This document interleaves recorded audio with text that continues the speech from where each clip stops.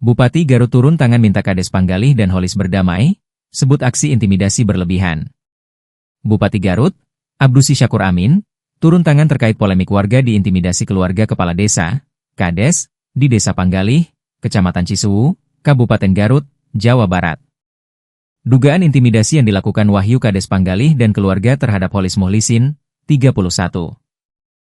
Dipicu karena mengunggah konten yang memviralkan kondisi infrastruktur jalan rusak di desanya.